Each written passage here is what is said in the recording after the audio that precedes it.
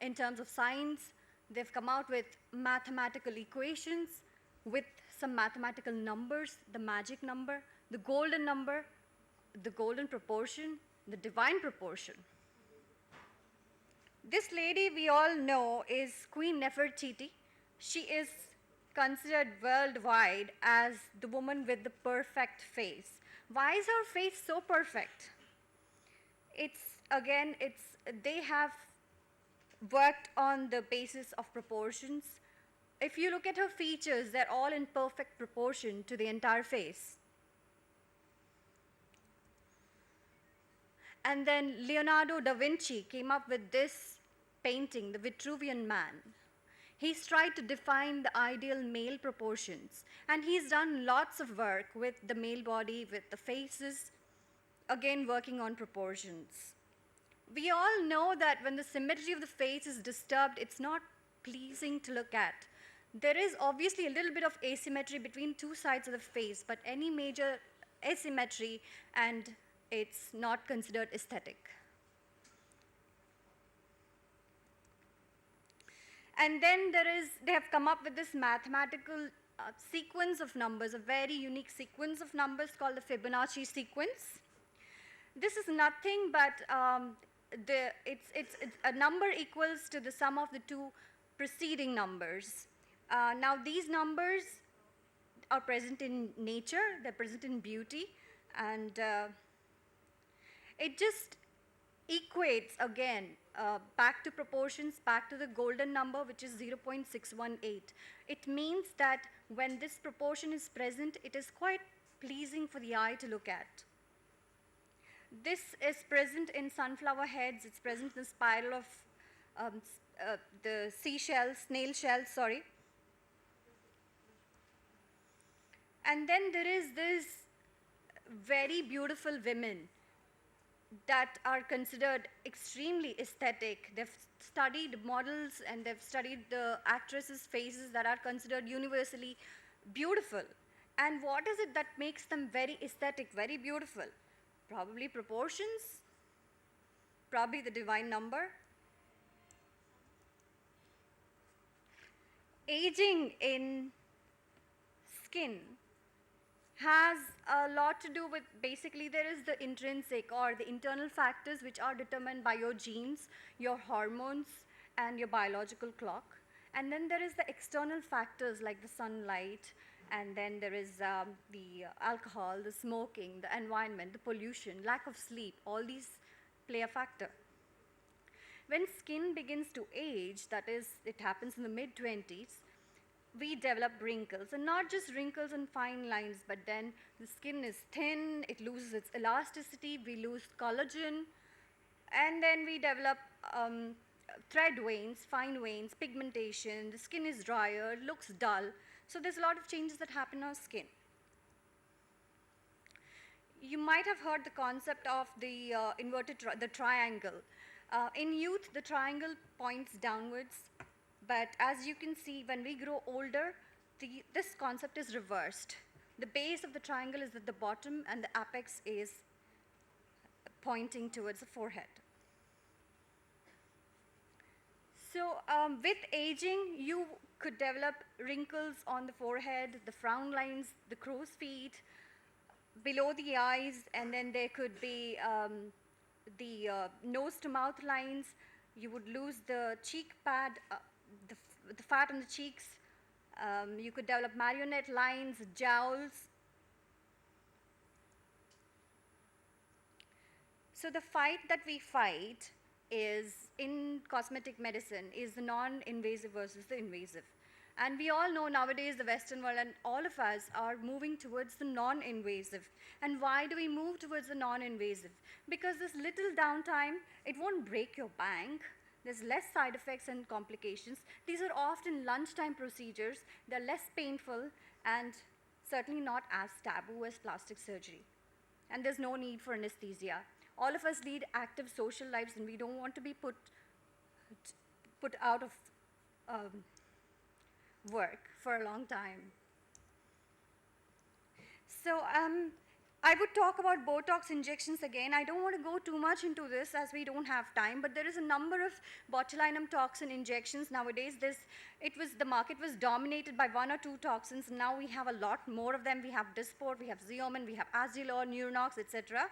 It finds its use in the wrinkles for over the frown lines, and off-label it's also used for a lot of other indications.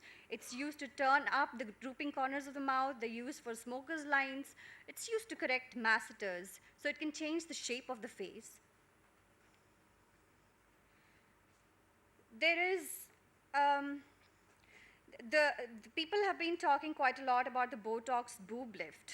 Now, what is that? Botox can be given in your chest muscles, in the small muscles, in the pectoralis minor. And what happens is the back muscles compensate, and then it lifts up the breasts.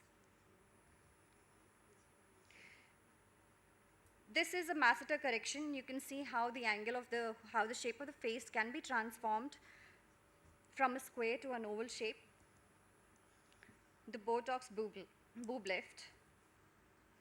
And then fillers. Dermal fillers are used to volumize the face. As we grow older, we lose collagen from the face. And these injections could be hyaluronic acid fillers, they could be collagen fillers, they could be permanent ones. The permanent ones, we do not prefer the permanent ones because of the risk of complications that we could end up with. There is semi-permanent fillers that are coming into the market, like Sculptra, for example, or Radius. And these you can have long-lasting results with the semi-permanent fillers. The hyaluronic acid containing fillers are quite preferred methods of rejuvenation these days, and there is many that you might have heard of. There's Juvederm, there's Restylane, Valuderm, SLS, and so on and so forth.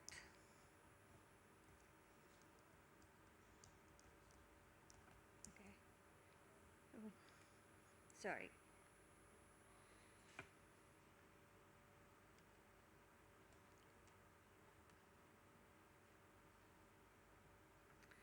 Well, fillers can be used to correct the frown lines. They can be used to lift the eyebrow, the drooping corners of the mouth. They can be used to correct the nose to mouth lines, the marionette lines, and they can be used to augment lips, the chin, and the cheeks.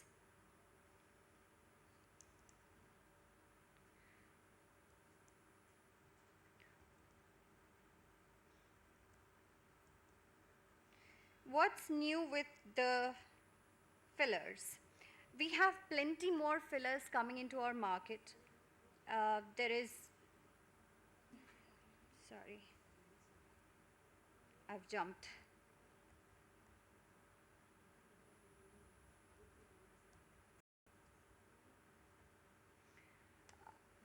We're talking about fillers that are combined with lignocaine or lidocaine that makes it less painful. And there is fillers that can be used in the hand. They can be used on the chest in the décolletage. There is fillers that they're using in the foot pad to minimize heel pain when you're wearing high heels.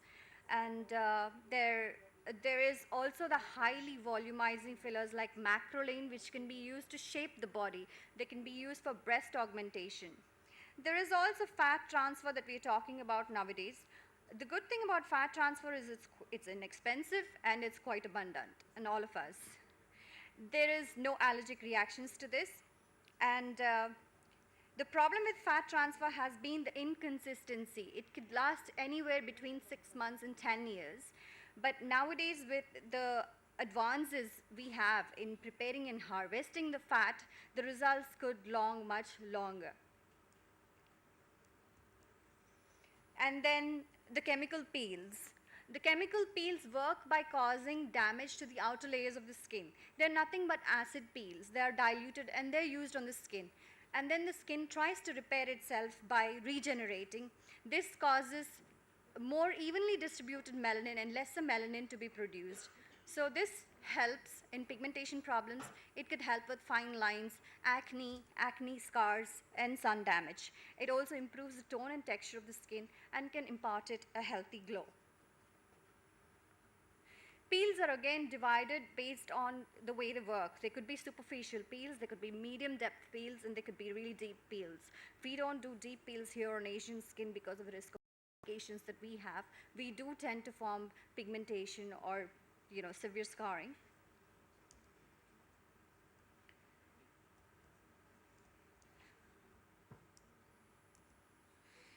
What's new with the peels? There's a lot of peels that come into the market, and there is combination peels that we're using now. The good thing with the combination peels is that there is lesser side effects, and they're more consistent at achieving what they aim to achieve. And then there's of course the advanced super peels that everybody talks about. What are these super peels? They are peels as well, but there is no visible peeling. So they're like mild peels, and there's more moisturizing agents incorporated into the treatment. Now, peels can be used along with microdermabrasion or skin polishing, and they can be used in combination with other peels and lasers. So these are some of the before and after pictures of peels. And then the skin exfoliating treatments like microdermabrasion, for example, they work in a similar manner, but by mechanically abrading the superficial layers of the skin. So they could do it with salt. They would use aluminium salt or sodium chloride. It's like a sandpapering effect. And then some people use diamond tip on the machine to cause the abrasion. There is also hydrofacial, which has picked up quite a lot in India and is a very famous and popular treatment in the West. This again is nothing but a liquid microdermabrasion. So whilst exfoliating and abrading the top layers of the skin, it also infuses serum into the skin. It also extracts impurities, blackheads, whiteheads, and then it also hydrates the skin. There is combination treatment that you can do with these exfoliating treatments. You could combine them with enzyme paste. You could combine them with lasers, with peels, with electroporation. And then there is derma roller treatment. This has received a lot of news. There's not been a single big magazine which hasn't covered this in the last 2 to 3 years, and it still remains one of the more popular treatments here. Derma roller treatment is nothing but basically just skin needling treatment. It is a roller which has sterile needles all over, with which we roll on the skin, obviously after using a numbing agent. And this causes microscopic wounds in the skin that leads to more collagen production, and it helps improve acne scars or stretch marks. Lasers have a lot of role in aesthetic medicine. There is the laser hair removal. We all know that laser hair removal is a permanent reduction of hair. The laser light is absorbed by the melanin that is present in the hair follicles, and it is destroyed. And typically you would need about 6 to 8 sittings. The regrowth is much finer and it is lighter. There's a lot of different technologies that use this laser hair removal. There is Nd:YAG, ruby lasers, alexandrite, IPL diode, and then there's combination lasers. Laser hair removal can be done on most areas of the body. Even the most sensitive and the most private areas can be treated if you select the appropriate fluents and a machine that is suitable to do dark areas. The latest technology that is used in lasers combines two different modalities. Like for example, the ELOS technology combines the radio frequency along with diode. So that just means that the patient, it could be done on darker skins and has very little or no side effects. And then we've seen the Bollywood Khans and Hrithik Roshan, who have spawned an entire generation of young men who want laser hair removal. They want permanent reduction. They want bare chest. They ask for laser hair removal on the chest, on the back, on the arms. The beard shaping is quite a preferred treatment these days. I don't remember the last time I've seen this on screen. Then there is the fractional resurfacing. This works more or less like the derma roller, but it is done with the help of a laser. The laser beam is fractionated into, basically fractionated into tiny pixels, and this causes microscopic wounds on the skin that again produces collagen and causes an improvement in scars. There is Different energies are fractionated. Apart from laser energy, they also use infrared, and then they use the radio frequency as well, which has very little side effects. Those are some of the results of fractional resurfacing. That is after one treatment, and this is after 3 sittings. In pigmentation, lasers are used again. There's different types of lasers. IPL is really good for vascularities, people who have thread veins, and it improves the pigmentation. There is infrared lasers like the Q-switched Nd:YAG, erbium glass, etc. They help in the improvement of the lines. And radio frequency energy is mainly, it could be unipolar or bipolar. It helps in firming and tightening the skin.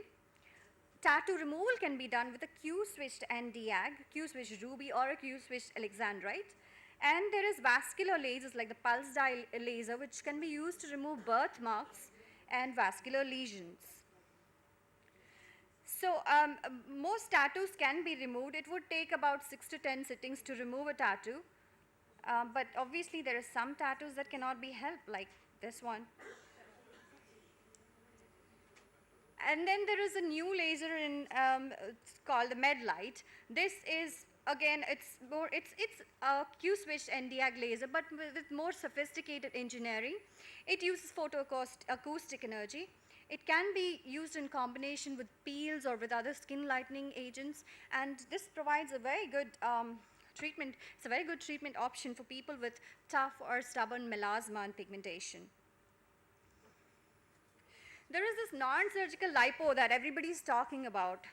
Now, although I think it's a misnomer, although it's called a non-surgical lipo, it's not for weight reduction or fat reduction. It is done in a relatively slim person who has pockets of fat, pockets of localized fat that do not respond to diet or exercise.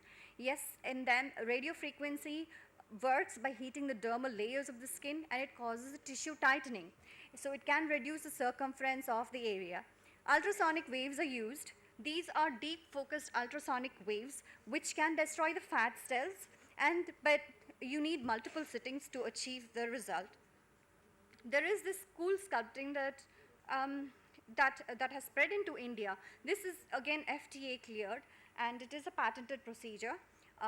It works by cooling and freezing the fat cells. Some lasers use a combination technology, and then some lasers work by massaging the fat. That is called the lipomassage. This patient of mine has lost 4 inches with ultrasound technology. And then what's new in hair transplantation? We do FUE, which is follicular unit extraction. What is this? This is not a strip method. Here the follicles are taken out, they're extracted individually in the back of the head, and they're planted in front. So there's no linear scars, there's no cuts, there's no stitches, it's less painful, quicker recovery. It's used in young people, and also it renders itself to body hair transplantation. And the other trends right now in hair transplantation is robotic hair transplantation. And then there is the sapphire sphere tip blades for implantation. They minimize trauma.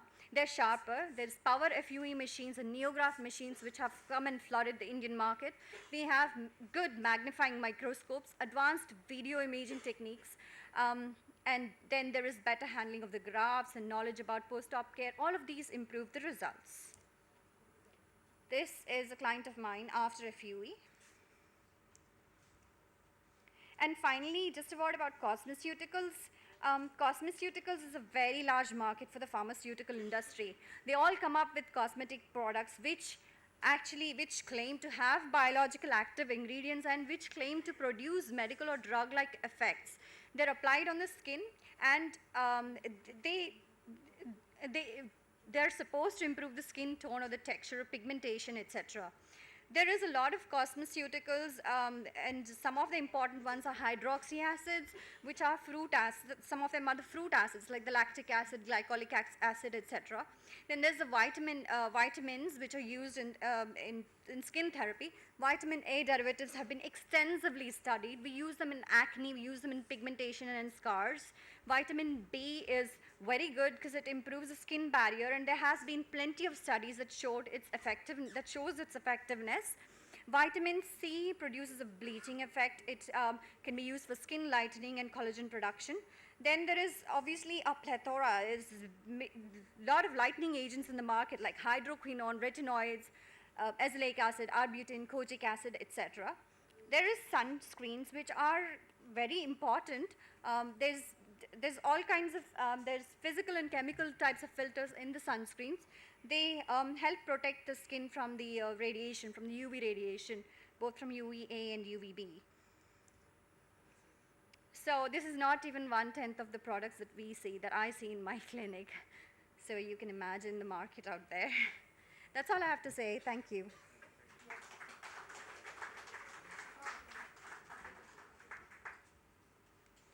Thank you, Dr. Thank you. Please accept the payment. Thanks for a wonderful presentation, beautiful presentation. Request Satya Brahma to give the memento.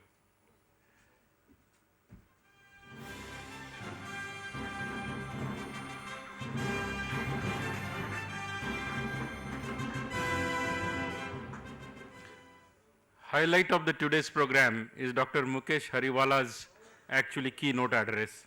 So we request all the people to come inside.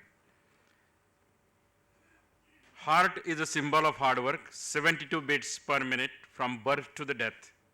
Non-stop working, a greatest machine on this planet. Heart means Dil. So many Hindi movies, Hindi songs on Dil. Emotions at its best.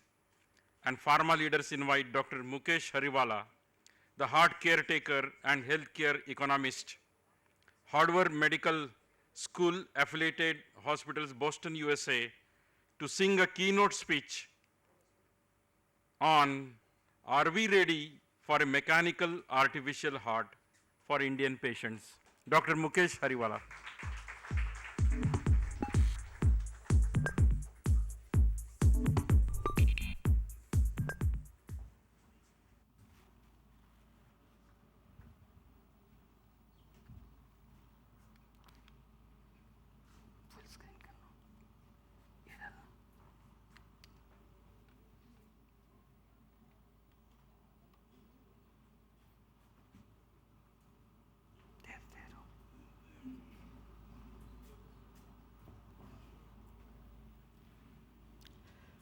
Good evening, everybody. Thank you, Chairman Satya Brahma, for this very kind and generous opportunity for me to address pharma leaders over here. And I have a dual-track career at this moment, and not only am I a cardiac surgeon, but I'm also a healthcare economist. I have done a vertical split in my career, so I'm going to do the same in my keynote lecture. I'm going to share a little bit of cardiac surgery. I'm involved in cutting-edge technologies, right from artificial heart to cellular technologies, which will be a big eye-opener to all the pharma leaders over here. I can guarantee you of one thing, is that one of you will be the next millionaire. Keep an eye. I'm not going to point my laser where the money is. But if you're smart enough, you will be the next millionaire. Trust me, wherever I speak. This is probably one of the smallest arena that I'm speaking to. I'm used to speaking in stadiums. I'm speaking in China at the Olympic arena. 20,000 Chinese are looking forward to my lecture on the 12th of October. But even in a small arena, please be assured of the fact I will not dilute my lecture. I'm equally comfortable if there is only one person in an auditorium, because I do know that that one person has sacrificed his professional time to listen to me. Okay? So these are just some of the disclosures. I'm a brand ambassador for billion-dollar American companies and European companies, but be assured of the fact there is no dilution or any integrity or any adulteration in the scientific content of this lecture. I will make sure that the transparency is maintained. Wherever I speak in the world, it is very important to me that I acknowledge my teachers. I am not a self-made man. There are a lot of media articles talking about superstardom, my celebrity patients and all, but the fact remains that my career journey has been helped by many people. To top it all, mentorship and teachership is primary for anybody's success. I'm fortunate enough to have amongst us probably the father figure for any Indian cardiac surgeon, whether he practices in India or practices anywhere in the world, Sir Dr. Parulkar. Thank you, sir, for coming. And then, of course, my training involved, as you can see, these are all dynamic cardiac surgeons in the whole world. These are recognizable faces all over the globe. But of course, my favorite teacher is the late Dr. Neetu Mandke, Dr. Bhattacharya. These are all iconic people from Harvard whose name you hear all over the world. Dr. Eugene Braunwald, Professor Selke, my mentor, Professor Isner, Dr. Symes from Canada, who came over to United States. And of course, during my phase in England for 5 years, I was trained by the fastest surgeon in the world. That is this gentleman, Dr. John Wright. Someone who can operate with 2 hands, I had difficulty coping up with him. Fastest surgeon in the world is Dr. John Wright. And of course, my other transplant boss, Sir Magdi Yaqub, the only heart surgeon in the whole world who has been knighted by the Queen of England. He is not called doctor anymore, he is not called professor anymore, he is called Sir Magdi Yaqub. But when I'm speaking of Sir Magdi Yaqub, let me give you a little interesting anecdote over here. We were both sitting in Italy. I was giving the lecture, professor came to listen to my lecture, and after the lecture we were having coffee. One Indian cardiac surgeon from Australia was passing by. He did not know who Professor Magdi Yaqub was. So he started addressing me as, Sir Hariawala, I really enjoyed your lecture. And I told him, get out, get out. But he wouldn't listen. He was so impressed with my lecture, he kept on calling me sir. Finally, when that young surgeon from Sydney went away, Professor Magdi Yaqub, my old boss, asked me, so Mukesh, when did the Queen knight you, in which year? And I told, Professor, we Indians, we don't have much patience. If the Queen is busy, we knight ourselves. So let me give you a little presentation overview of what my journey in the next 45 minutes is going to be. I'm of course going to talk a little bit about what the current status is. What is heart surgery being treated as? How are your coronaries being affected? And who are the people who are giving you this therapy? Very quickly, I will jump on into the future, which is where my association is all cutting edge, and not only cutting edge, but bleeding edge technologies. I'm also carrying the artificial heart with me, which I will share with you. And then, of course, for the pharma industry, that is where I will show 2 pointers. Here are billions of dollars. I will scale as a healthcare economist who wrote a thesis on healthcare in India. I will zoom in into India and I will show $100 billion opportunity. It will be up to your intellectual acumen to catch that $100 billion. Where is this $100 billion? Don't talk to me at the bar. I'm not going to answer that question. Okay? This is just some current modalities of heart disease. These are coronary angiograms done by your routine cardiologist. This is the artery that is narrowing. And of course, cardiologists are putting balloons, calling it angioplasty. They are putting stents to keep it open, whether it is drug-eluting stent or bare metal stent, doesn't matter. And of course, surgeons like me, Dr. Bhattacharya, and all of us all over the world, we do this simple operation. It is called bypass surgery. All of these modalities are not treating the heart disease. We are only providing palliation for relief of symptoms. We are not treating the native disease. So don't be fooled by any cardiac surgeon who tells you, I cured your heart disease. No cardiac surgeon is curing heart disease. They are simply providing palliation of your symptoms. But what about the patients who go into end-stage heart failure disease? End-stage heart failure disease have dilated hearts, constricted hearts, and several. When I got trained in transplantation, I didn't think it was a difficult operation. Heart transplant is probably one of the easiest operations a cardiac surgeon does. I think difficult operations are done by pediatric and neonatal cardiac surgeons. I do not do any of that. But let me just show you what a transplant is all about. Transplant basically is explantation of a heart from a donor, a vehicular accident donor, who is cerebrally dead, rest of the organs have sunk, but the heart is intact. That becomes a heart donor. This is transfer of the heart, just moving from one donor to the recipient over here, implantation of a heart. A very easy operation can be done in about 90 to 120 minutes. But I am now the brand ambassador of probably the most expensive heart operation being done in the world. It is placement of a mechanical artificial heart. You leave the native heart intact, but a mechanical artificial heart. This is the Heartmate 2 right over here. I carried it for your benefit right over here. As you can see, the native heart is in place. This is the brain. This is the artificial heart. The shelf price of this in the United States is 100,000 US dollars, equal to about 50 lakhs minus the minor surgical cost of a cardiac surgeon. We don't charge a lot of money. So anyway, so this part goes over here into the left ventricular apex. This is the brain where there are titanium magnets that are moving around. This is the connection to the ascending aorta, which will pump. Heart's only function in life is to pump blood, nothing else. Bollywood people may say, my heart sank, my heart broke. My friend Rajesh Khanna used to always ask me, recently you must have read media articles where Rajesh Khanna, because I operated on music director R.D. Burman, Rajesh Khanna asked me, he says, doctor, is there a technology out there that can heal emotionally broken hearts? I told Rajesh Khanna, if we came up with that technology, people will stop watching your movies. That is why we have not come up with this, okay? So this device is battery operated.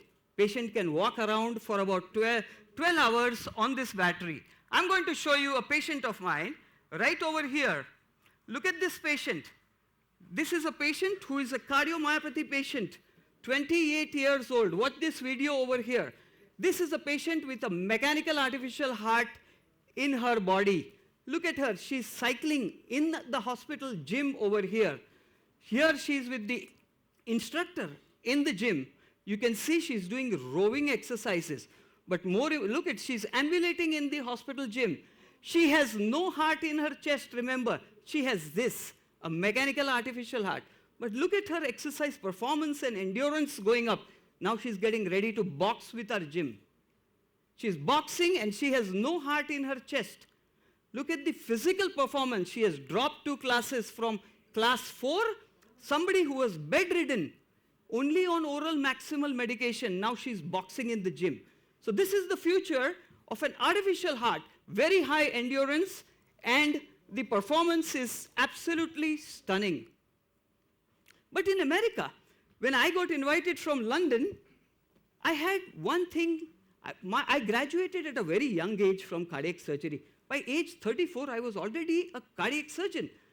My bosses, Professor Magdi Yaqub, John Wright and all, told me, don't go to India. Nobody will send you patients. You don't even have gray hair. So I said, all right. So what should I do? They said, go to America. I said, America? And do what? Do surgery? They said, no. Do something in life that will change the life of every heart disease patient in the world. They wanted me to do something so dynamic, but I asked, what is it? They didn't know the answer. I attended lectures in America. Here is Professor Judith Falkman, but before I go to Judith Falkman, his idea originally comes from KM Hospital, where Dr. Parulkar was dean. Dr. Parulkar used to work with a surgeon, a dynamic surgeon called Dr. P.K. Sen. Remember, angiogenesis is going to be the future of all sciences in the world. Pharma leaders must understand what is angiogenesis. The original brainchild of angiogenesis is not Dr. Falkman, not Dr. Mukesh Hariawala, it is Dr. P.K. Sen. What he did, he just took plain needles and started puncturing the heart. He created what is called as a snake operation. And creating blood vessels, unfortunately, KM doesn't have a lot of money. KM cannot pursue research what I can do. Therefore, I started attending lectures of Dr. Judith Falkman. But when Dr. Falkman was speaking in America, although we both are from Boston, I asked a question in Chicago. Dr. Falkman was speaking using the word consistently angiogenesis. Now, Dr. Faulkman is a pediatric oncosurgeon, which means he does cancer surgery. He has been talking about shutting off tumors to stop the blood supply. I raised my hand and I said, "Sir, can I ask a stupid question?" I was only 34 years old, but I had the guts. He says, "Yes, doctor. No question in science is a stupid question. Go ahead." I asked the question, "Dr. Faulkman, you are giving lectures all over the world in line for Nobel Prize, but you're using the term angiogenesis.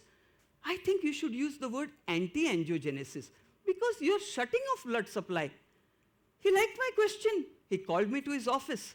The next day, I became a millionaire. I was offered $1 million. He liked my idea. He says, "You do angiogenesis of the heart, and here is $1 million. Suddenly, I had $1 million to play with. I only just had a wild idea, but I didn't know what to do. So that came from Dr. Judith Faulkman. Like all surgeons, we start experiments on dogs. This slide is not a slide about my success. This slide is a slide about my failure. Do remember, the next generation, the most important part of success is your failure, especially when it comes to science. If you do not fail in science, in research, you can never be successful. It means you knew all the answers. Anyway, I started blocking all the coronary arteries of the dogs. Look at this. I'm blocking this. I'm sitting over here taking this picture. And this dog, I have ligated all the arteries, but the dog is running on full speed on the treadmill. Nothing is happening to the dog's heart. I'm trying to give a heart attack to this dog because my protocol is to simulate human coronary artery disease. How people are getting artery disease, how the artery is blocking, but I'm failing over here. I'm failing so badly that the CEO of my hospital called me, "Doctor, you have already spent $1 million. Very soon, you're going to lose your job." But I said, not to worry. My pursuit of success is far more powerful than my fear for failure. I told him that. He told me, "You seem to be speaking good English. I will give you one more million. You go ahead with your experiments." I said, "Thank you very much, sir." But I was supported by all the surgeons. Remember, there are 80 cardiac surgeons in Boston, 8 best hospitals of the world. None of them are saying I'm failing, but my experiment is failing because I'm not able to reproduce heart disease of human beings. Why I'm showing you this picture? I could consult with every possible surgeon and scientist in the world, but none of them are answering my question. I'm trying to change failure into success. But I'm a very patient listener. I listen to everybody, whatever they say. I had a farmer's son who was working with me as a volunteer. He whispered something in my ear one morning. He knew I was like a caged tiger trying to do something very dynamic. He just whispered. What he whispered was music to my ears. His name is Jeff Horowitz.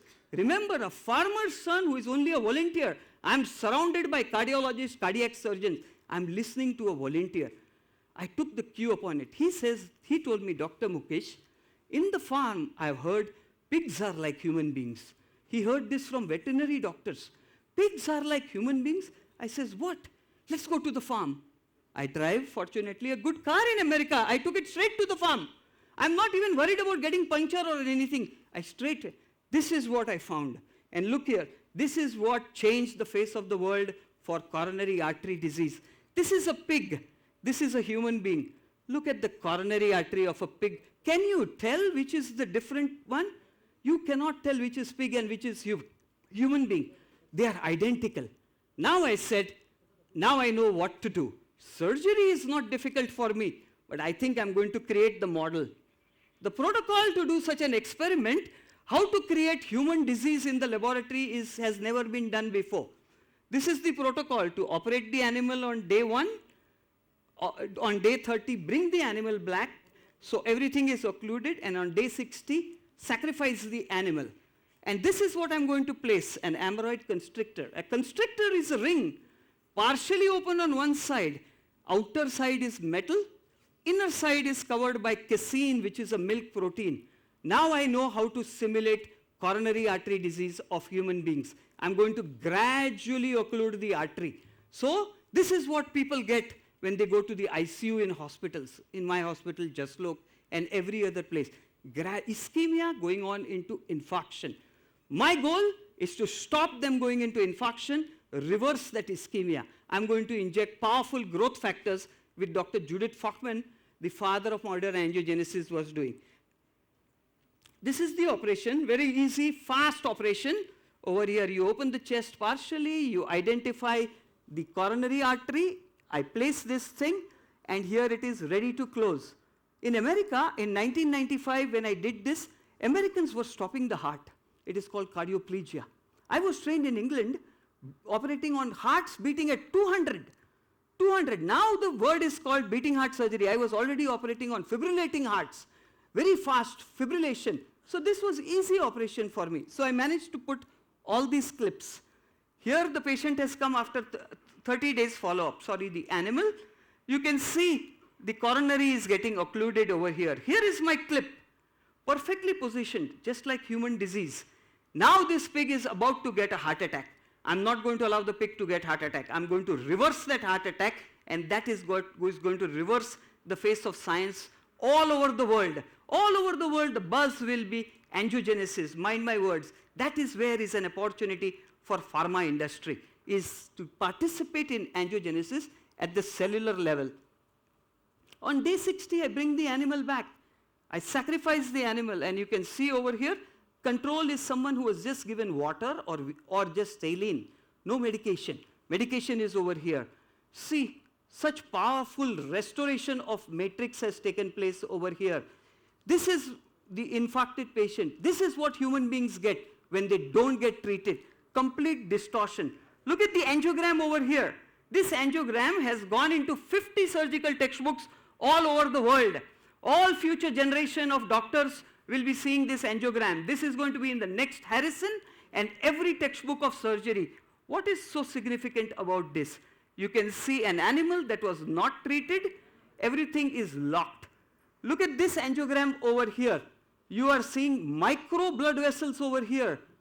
Micro blood vessels just by injection of growth factors. This is a natural bypass to bypass surgery. All my cardiac surgeon friends are very angry with me. This is Mukesh, please go slow with your work.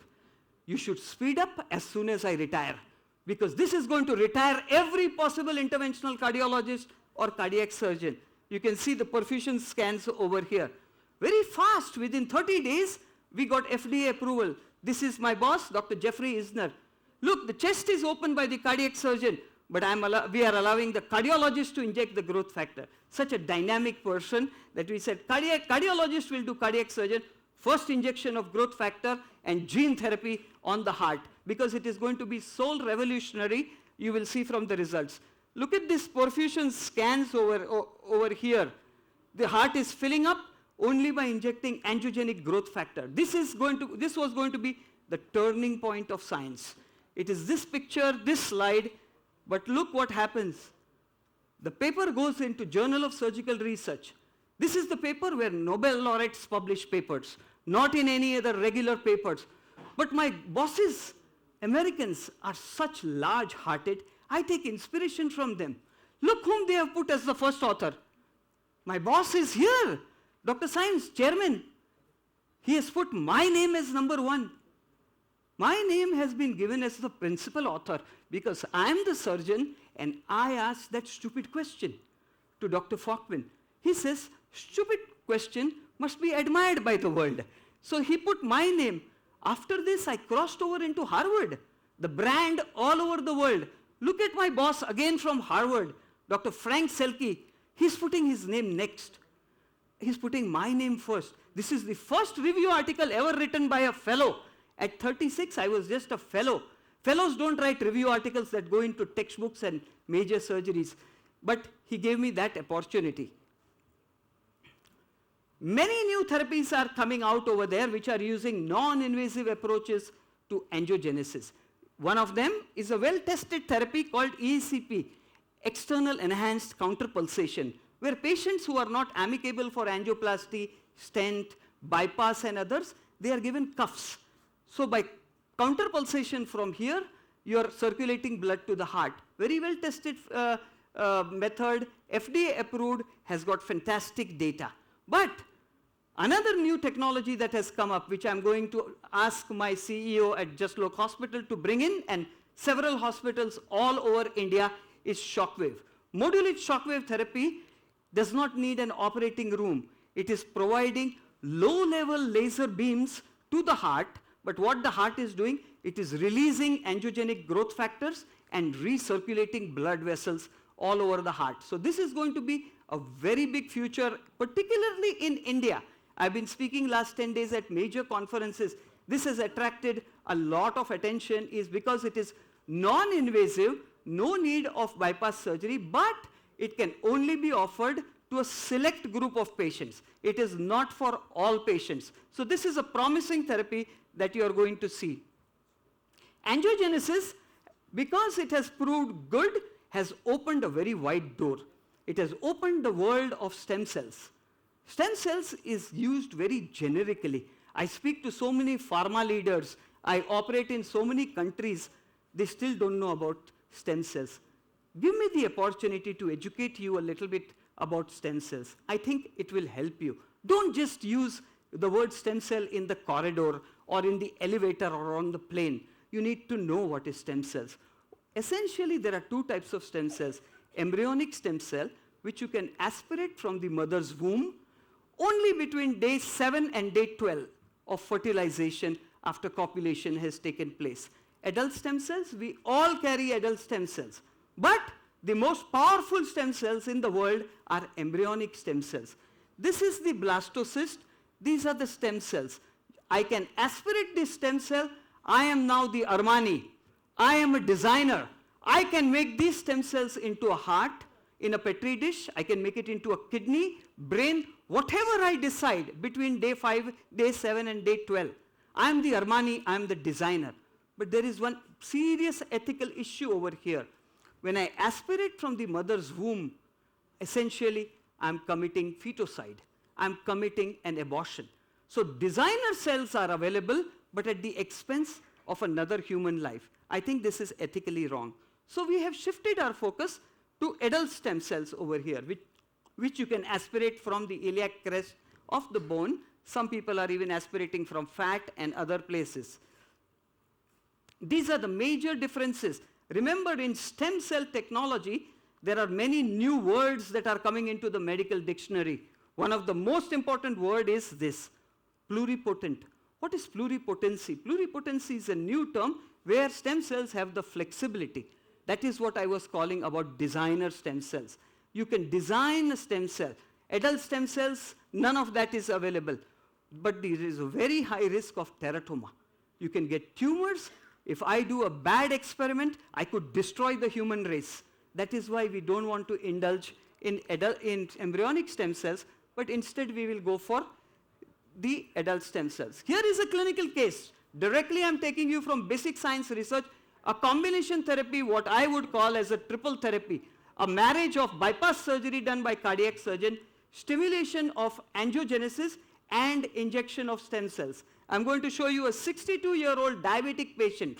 This is a typical Indian patient that all of you will be treating, or pharma leaders will be involved in interjection to treat this patient. Here is a diabetic patient. You can see right coronary artery is blocked. Look at left coronary artery. LAD is over here. Okay? The circumflex is diffused. Surgeon cannot do anything. Cardiologist cannot do anything. None of that. That is the territory that now I'm going to inject stem cells. Look at these pictures over here for you. Aspiration of stem cells accurately. This is one bypass, very fast graft, which I will do in 12 minutes. Under 12 minutes of very fast bypass graft to be done, then injection of stem cells. This is the lasers that I'm going to use for stimulation of angiogenesis. There used to be an operation called TMLR. I'm not doing TMLR. I'm not interested in patent channels. What I'm interested in is pulling the trigger to release cytokines. The angiogenesis, exactly like the operation that I did in my animal experiments 15 days ago. Here is the clinical case you can see, performed in a hybrid OR. A hybrid OR is a new setting that you're going to see all over the country. A combination of a cath lab and an operating room using a lot of technology, software, and all of this. You can see over here, I've started the operation. Here is the iliac crest that is being measured. A very sharp, long needle is being taken just like you're doing a lumbar puncture with a large bore. That large bore is now drilling. This is like drilling into the bone of the iliac crest over here, deep down. One has to go deep down because the stem cells reside in the marrow. They do not reside in the cortex, which is the outer part of the bone. That is why you have to go deep down over here, and you can see now what I'm essentially aspirating is bone marrow. I'm not aspirating stem cells. There will be a filtration process that we'll have to go through. From that, I will segregate and get the stem cells. Big opportunity for pharma industry is that what are those filters? What is the segregation criteria? But more important, we are going to see stem cell banks just like Bank of Baroda all over India. Big opportunity. It is called economics of tissues. This is what is going to be the future in India, is economics of tissue. The operation is going on. It has gone to the lab. This is the fast bypass operation that has been done under 22 minutes on a very fast beating heart. You can see the internal mammary graft. Now with my left hand, I'm retracting the heart, and I'm doing lasers over here. Lasers is, this is what I'm doing. Powerful lasers. I'm releasing cytokines. Remember, nature has provided VEGF growth factor in the heart. I'm stimulating that. I'm awakening that. That is what is happening over here. Very soon, I'm going to flip the heart over and quickly inject those stem cells, but not in the channel where those lasers are going on, but in the periphery of those channels. In that periphery is where the matrix lies, where the action of stem cells happen. The action happens at the matrix level. Unfortunately, in India, I see so many people injecting stem cells. They have no clue where they are injecting. They are not tagging the stem cell. If they inject 100 cells, they don't know where they went. They just say operation was successful. Here is a scientific basis, what an operation. This is C now. Finally, injection of stem cells right over here in the periphery of those laser channels. Okay? Here are the quick results. We have not done many patients.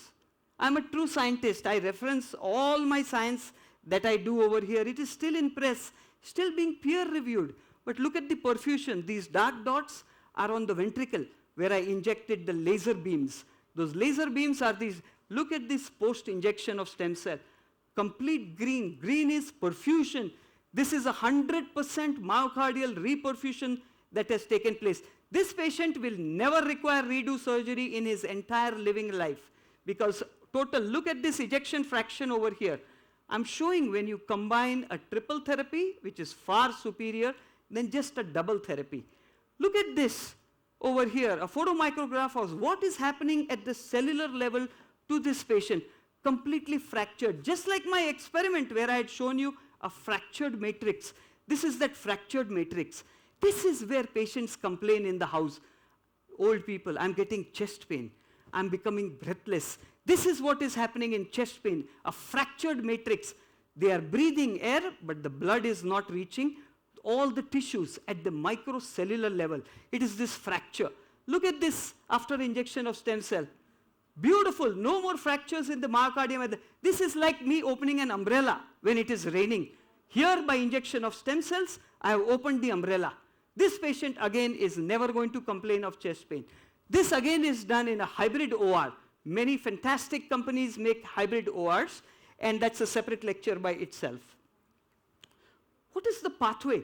What exactly really happened behind the scene? Some of you are surgeon scientists or just scientists or pharmacologists. I am a surgeon scientist, not only just another surgeon. This is what is happening. Stem cell injection from here, torching of it by the shock wave, releasing of cytokines over here, which is VEGF and others.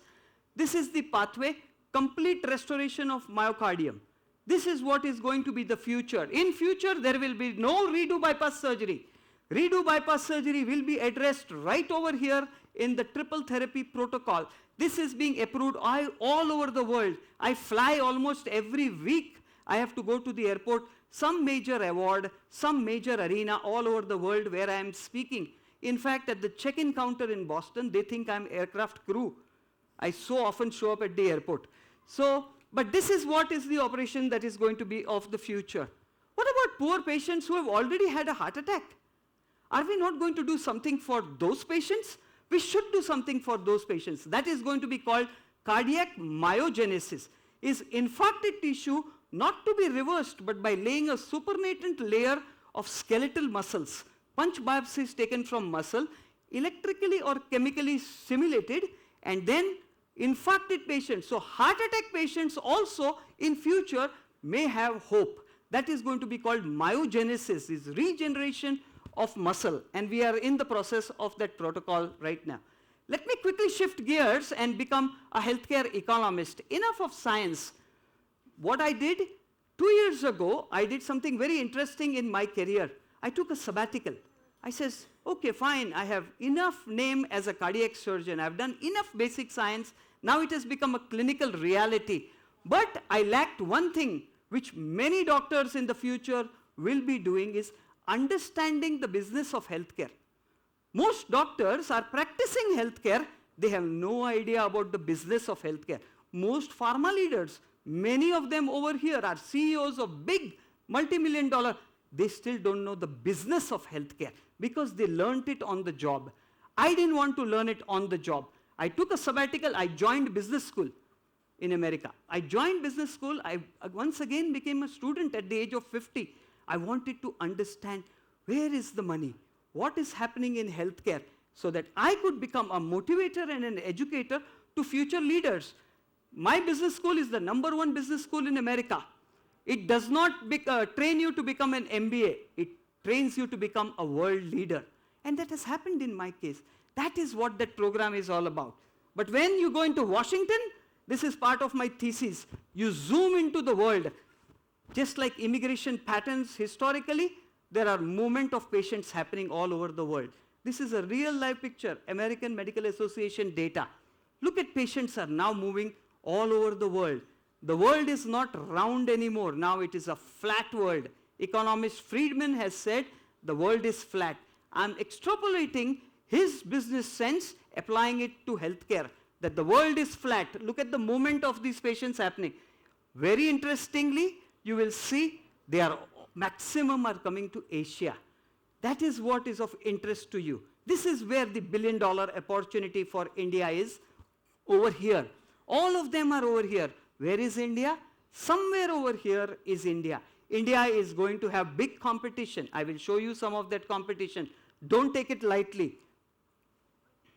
Here is some data. McKinsey and Company, they are the financial wizards of the world. They provide billions of dollars of accounting data. What really is happening in the business of healthcare? Look at this projection. In 2004, it was just a $40 billion industry of patients moving worldwide. Forecasting for the future is $100 billion by 2012. Yes, there has been a contraction in the market because of economic trends. Recessions in America having impact all over the world, contraction in Indian economy and several other places. This forecasted number has declined. There has been an adjustment of number that has to be done. But once again, it will spike. But it is not going down. This opportunity is going to stay. President Barack Obama, our leader, current leader, has a soft heart for poor Americans. Whenever I speak all over the world, people say, Mukesh,